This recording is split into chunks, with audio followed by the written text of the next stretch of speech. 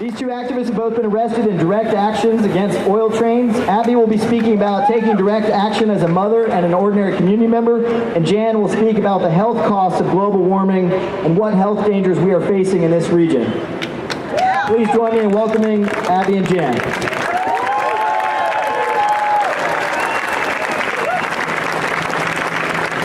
So I'm here to speak about Rising Tide. It's a Oh, see, I'm new to this. I'm not, this isn't what I do, so thank you. I'm here to talk about Rising Tide and why I started affiliating myself with Rising Tide. I have been involved probably for 3 years now, started with the Sierra Club, like all of you, fighting the coal terminals. I've been voting all my life, I've been active, I've been to 40 hours of hearing, and I still do not feel heard. I've submitted public comments, and Washington State is under attack with the fossil fuels. So I'm feeling to the point where I need to step it up. So I joined Rising Tide. They're a grassroots community. They're unpaid activists collectively getting together to do direct action. And I'm here to tell you that this year, this is the time we need to start stepping it up and doing some direct action. I never thought in my life I would be saying this right here. I am legally vulnerable, and my advisors have said maybe I shouldn't be talking about this, but I didn't climb a tripod in the Everett Delta train yard and sit for 8 hours and miss my daughter's first day of school to sit in jail for 27 hours to not speak out. I want to be heard, and I want to ask you to be heard, and I want us to stand up and step it up. I know many of you are doing this full time and dedicating your lives to it. Oh, I have to wrap it up already. Okay, so here I am to say, I just want to say a couple things. That we have to remember the things we love. We have to protect what we love. It is about what we love. And I'm here. In November, we're going to be talking about our climate future. And there's many people to join, many groups to join. Turn to your neighbors today, introduce yourself, get connected. If you don't feel connected yet, just get in there and do it. We can fight big oil with our big hearts, our love, our commitment, and our passion and our energy. And that is what is going to win, because dollars is not it.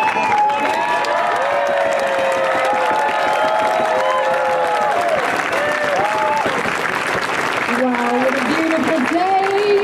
Your faces, if you could just see how beautiful you all look out there. I'm Jan, I'm a raging granny. I too am a reluctant activist. A year ago I was enjoying my retirement in Anacortes. Then I found out accidentally that Skagit County has the highest third highest rate of cancer in the state.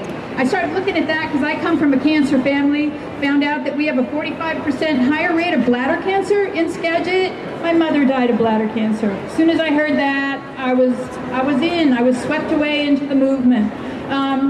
We just got back some brand new cancer data from the Washington State Department of Health on Friday. Turns out that we also have an 80% higher rate of melanoma of the skin in Skagit, in my zip code. My zip code has a 30% higher rate of bladder cancer and prostate cancer. So I live next to 2 refineries that have been high priority violators of the Federal Clean Air Act for at least 20 years. Probably were, yeah, it's kind of a bad situation. I don't want to be a wet blanket, but if you live near a refinery, you need to find out what they're emitting. Go online to the EPA, look at their ECHO report. ECHO stands for Environmental Compliance History Online. Look at the refineries in your neighborhood. About the 5th page or so, you'll see the toxic release inventory. Our 2 refineries release 300,000 pounds of toxins and carcinogens into the air every year. So, let me just I have to wrap up, but let me just get off the medicine for a second, and I see all you raging grannies out there. Join us. I gotta say, I was terrified that morning, but it was the biggest hoot I ever experienced, and you ought to experience it too, and it's up to baby boomers to stand with these young people. We created this job to help them. Thank you.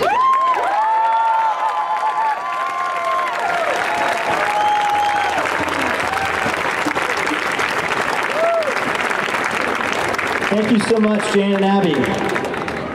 As many of you know, corporations have a hard sell when they try to pollute our environment so they can make their profits, and they often try and pit labor groups who need jobs against the environment. And so we're super proud to have with us today a labor leader who's the president of the Washington State Labor Council, a federation of many unions of Washington State.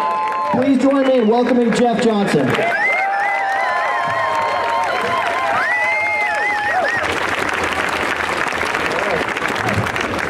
How y'all doing? All right. Well, you're looking beautiful out there. You know, if you're not in New York City, I don't know why anyone wouldn't choose to be here today. It looks like we got quite a few of you. Excellent. Thank you. Perfect. So look, my name is Jeff. I'm president of the Washington State Labor Council, AFL-CIO. We represent over 400,000 union workers in the state of Washington. I also am fortunate enough to co-chair the Washington State Blue-Green Alliance, a combination of unions and environmental groups working in common cause. And I'm proud to be here today. And I'm hoping that this is going to be the beginning of something huge. Brothers and sisters, the stakes could not be higher. We face two great challenges, two crises to shared prosperity. Extreme inequality and destructive climate change. And son of a gun, if the solution to one isn't the solution to the other. So brothers and sisters, we gotta stand tall. Our economic system and our trading paradigm is at odds with nature. Unfettered economic growth based on fossil fuels does not sync up with reducing carbon emissions. We're on an existential crash course with the climate disaster, where all would be impacted. But those who've had the least to do with causing climate change will be impacted the most. Our children, the poor, the working class, communities of color, those that have suffered the most health effects from a fossil fuel economy will also suffer the most as our water levels rise, as storms intensify, and as clean water and food becomes more scarce. I've heard Governor Inslee say we're the first generation to recognize and understand the impacts of climate change, and we might be the last generation to be able to do anything about it. You know, with increasing glacial melt, ocean acidification, increased forest fires, superstorms, this is nature's clarion call to us to get our shit together. You know, I serve on the governor's state committee carbon emission reduction task force, and we're looking at things like carbon tax and cap and trade as part of a solution to decreasing our carbon emissions to 80% of our 1990 levels by the year 2050. Now look, this is important work, it's controversial work, and it's going to cause economic disruptions in price, in jobs, and the like. It's not going to be a smooth transition. But what's most important is if you and I keep three things in mind as this transition happens. One, that economic justice and equity has to stay in the top of our minds. Those that have suffered most from climate disasters should not be made to pay for it. Two, we need a just and equitable transition. And I want to talk from the heart, brothers and sisters. Those workers who work in coal mines, that work in refineries, okay, we need to be able to look them in the eyes and say, we are not going to abandon you because of what the companies you work for did. These folks have wages, they have health care benefits, they have pensions that need to be protected. It's not about throwing a few training dollars at them. That won't work. We need a just and an equitable transition. But I want to tell you, brothers and sisters, we have never, ever done that well in this country. We need to learn how to do it. The third thing we need to do is we have to do massive public investment in our infrastructure to help control climate change as well as to build the renewable energy economy. I don't need to tell you the things that need to be done. We need to rebuild our water infrastructure. We need to bring to scale energy retrofits. We need to do an inventory of all the public buildings in the state that need to be retrofitted and put them on a schedule and do it. This is not going to be easy. I got 30 seconds left. This is not going to be easy. The forces against us are the most powerful forces on earth. But I believe in us. I believe that we can stand up and fight against the austerity budgets and talk about taxing the rich and taxing the corporations. I believe that we can stand up to the Trans-Pacific Partnership and the WTO and say, it's time to stop making climate change subservient to trade rules. So since I'm out of time, I'm going to leave it with this. Let's see if we can get you going. No false choices! No false choices! No false choices! No false choices! You know, you did pretty good, but you know what? They can't hear you down at the waterfront. No false choices! No false choices! No false choices! Nice one.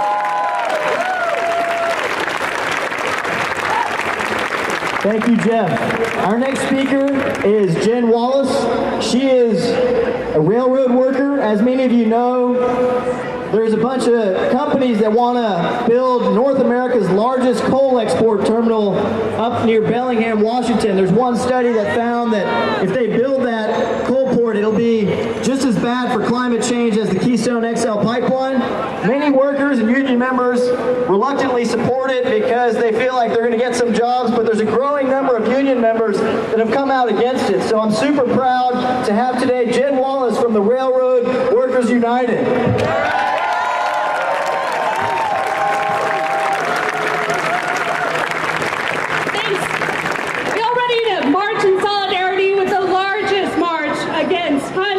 In the world history. I am too. So I'm a founding member of Railroad Workers United, and we are a grassroots caucus that's devoted to uniting all of our different unions who traditionally have fought each other more than they've ever fought the company. I'm also a whistleblower. I'm one of the first people who filed a whistleblower against BNSF Railway. You guys are familiar with BNSF? Yeah. And after 6 years of litigation, this March, I won my case. So not many of us have won, and so I've used that victory to go and speak about railroad safety to all over the place. I went to San Francisco this July, and while I was there, I heard that a small caucus of union officials, unelected, officials, had created a proposal with BNSF in secret that would essentially remove my job as a conductor on a train. So one person on these mile-plus long coal, oil trains, every kind of hazmat you can think of, one person. So we at Railroad Workers United went into what I can only call DEFCON 1 organizing. One of the first things I did was create an event where at CTAC these officials were going to be coming and selling this proposal to us. And railroaders were not allowed to strike. Most of us have never taken part in any sort of action before.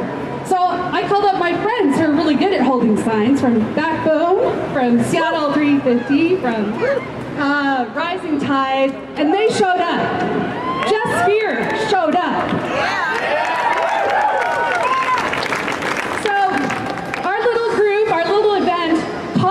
Wildfire all across America. Little towns like Graybull, Wyoming, and Preston, Iowa.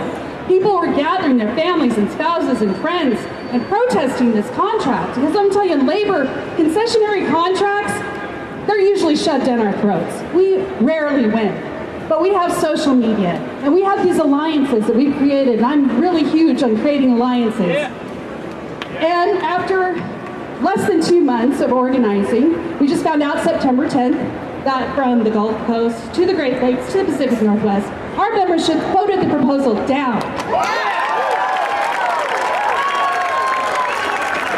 Now, this is victory. It's a huge inspiration to all of us. We know what we have to do. We know what it takes to fight these corporations.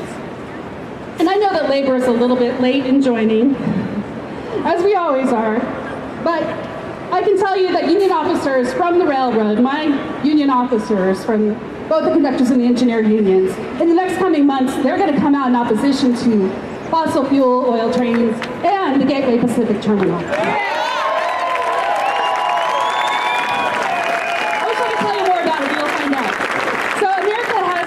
Epidemic of fence straddling, right? So everyone's on the fence and they're getting information from both sides and hopping off the fence from one side to another based on the news that they get or the friends that they make or who has the most money, right? But I want us to just step back and take a look that we're all standing in the same field together, right? The fence is an illusion. The fence is corporate plutocracy and capitalism, and we need to tear that down.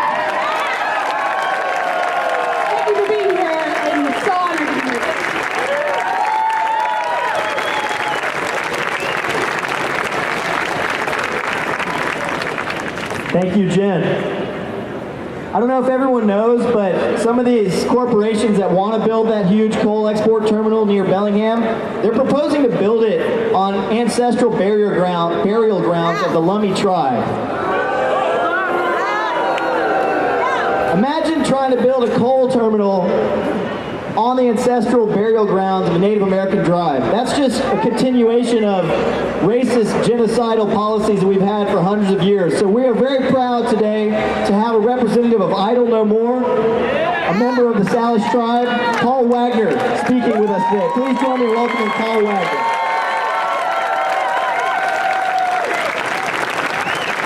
How's everyone doing today? Today is a good day to stand up for the sacredness of our mother, our waters, our land, our future generations. It's good to see everybody's face here today. Haishka Siem, I raise my hands to you in the old way of our people. And we can thank each other. Just raise your hands. Thank the Spirit that we have the strength to stand here today to do this work together in solidarity. All human beings working together from all places, from all colors. The rainbow has come together on our sacred land here. Inside of that, 4 directions, the black, the white, the yellow, and the red, we're all one people today. So I'm thankful.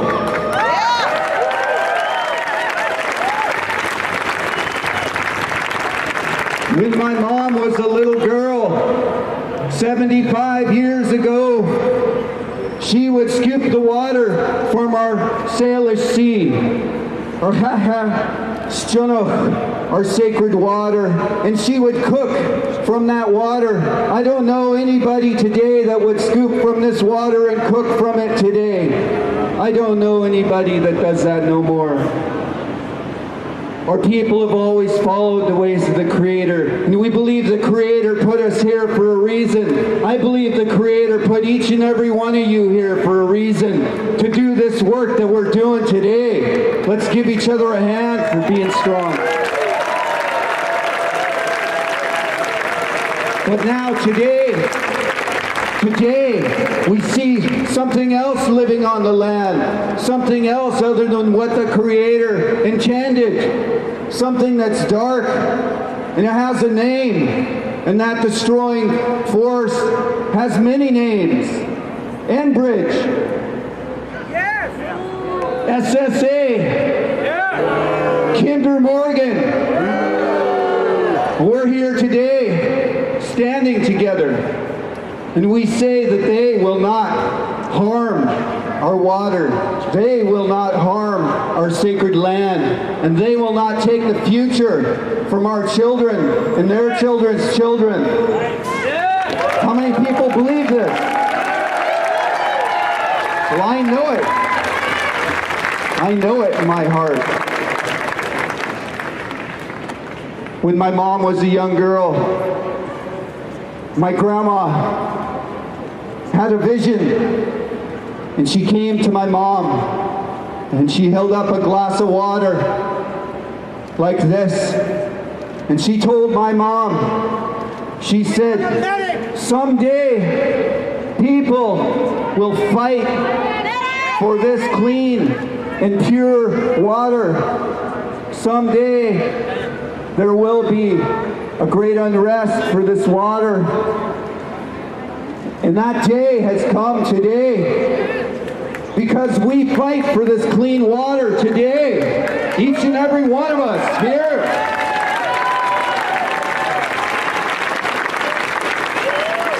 These prophecies of these people or old people have come, and now is the time. Now is that time for us to stand. And I thank each and every one of you. How many people are here to fight for clean water? How many people are here to fight for air to breathe that's clean? How many people are here that are to fight for our sacred Mother Earth? How many people here are to fight for future generations and the wellness of the children? I thank you. I thank you, Sep21. I thank you, my friends, my family. I thank the Duwamish people for allowing us to do this work upon their land. Sep21. Thank you, friends and family.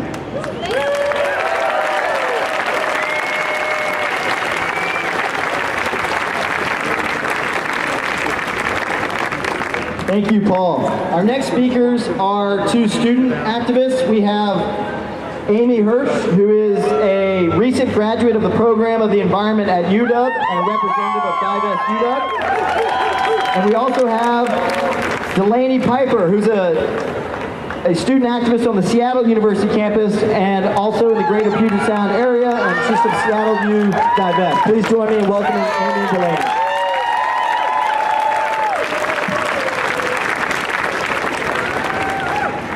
Thank you all so much for being here today. This is so inspiring to see this many people united to make our voices heard, from groups to labor unions, environmental activists, anyone in between.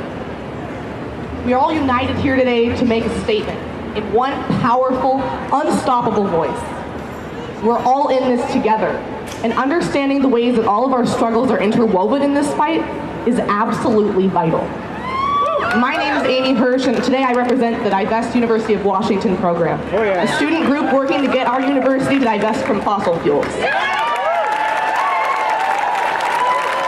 Now, divestment is a strategy that takes on this devastating industry head on by pulling out holdings in fossil fuel companies. We believe that investing in these companies is morally and financially irresponsible and represents an expression of desire for these companies to continue systematically exploiting and destroying our political system and environment. Now, divestment isn't just a moral argument. It makes economic sense, because 80% of current fossil fuel reserves cannot be sustainably burned without pushing our planet's global temperature beyond 2 degrees Celsius. Any investments in fossil fuels creates an economic risk for those institutions. When that carbon bubble collapses, who knows where that money will go? Morally, divestment is a simple choice. Institutions can either support an industry that exploits our political system, all at the cost of communities on the front lines of climate justice, or they can choose to reject that and reinvest that money in green technology and equitable jobs. Now, we're protesting here today to protect future generations from environmental and social collapse due to the impacts of climate change. And we hear that term a lot, future generations.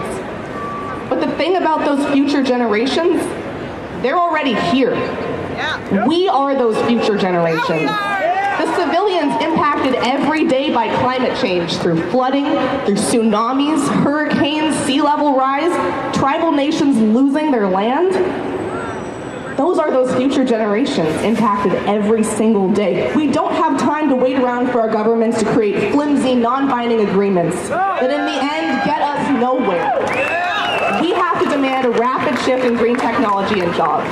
All right, so now can we have participation from the crowd? When I make "we value" statements, you're going to repeat after me.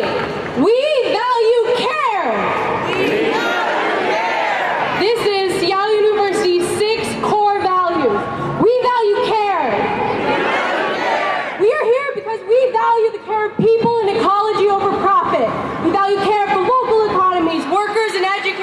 over corporate monopolies and the profit of owners. We value care because it is our ability to build loving relationships that makes us human. We value learning. And we need it. We're going to need new technologies. We're going to have to relearn how to listen to ecological genius and unlearn systems of destruction. We as a climate movement need to learn how to work for labor, gender equality, and racial justice, because all injustice anywhere is injustice everywhere. We value faith. Our faith revels in the gifts of life and trusts the power of goodness to guide and inspire life in this world. We believe in a just transition. We value leadership. Often I hear that divestment is too hard. Leadership is hard. Today we are asking for creative and just action from our politicians, laborers, business people, elders, and from young people. And it is hard, but as change makers, we must accept this challenge. We value justice. On my campus, even though SU has refused to live within its values by refusing our proposal, we as students demand justice by demanding divestment from fossil fuels. Today, we are rising up to claim our futures and our world.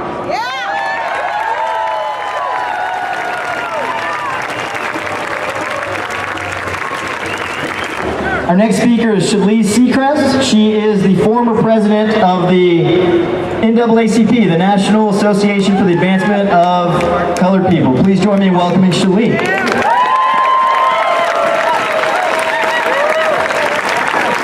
It is a pleasure to join this event. I want to make certain that this Washington apple is able to share with our New York Big Apple. No more climate change, no more. You see, here for the NAACP, we understand the urgency of right now. We understand the connection between toxic waste and race.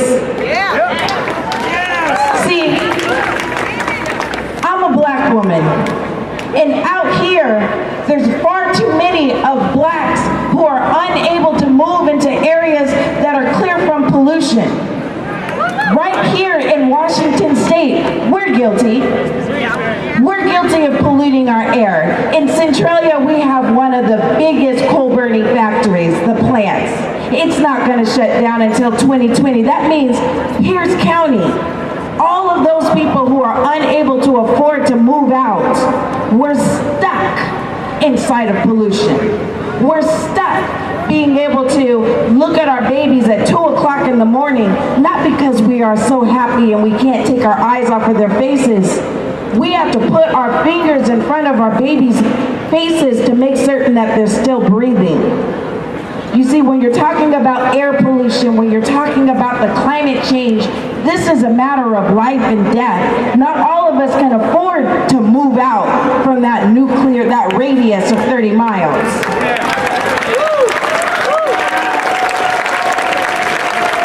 So the NAACP, we stand strong against the air of injustice.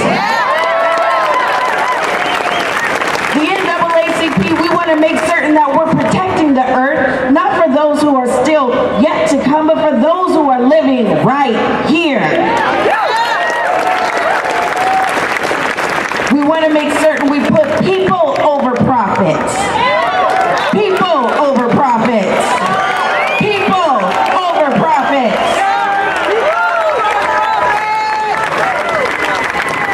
No more injustice. We want to make certain that when the temperatures go up because of global warming, that our grandparents are able to survive. Too many African American women who are stuck in high pollution areas, we die from heat stroke because we can't afford to move to the areas with less pollution. NAACP, we say no more. There is the air of injustice, and we want to make certain we stop the pollution. Thank you. Thank you. Thank you.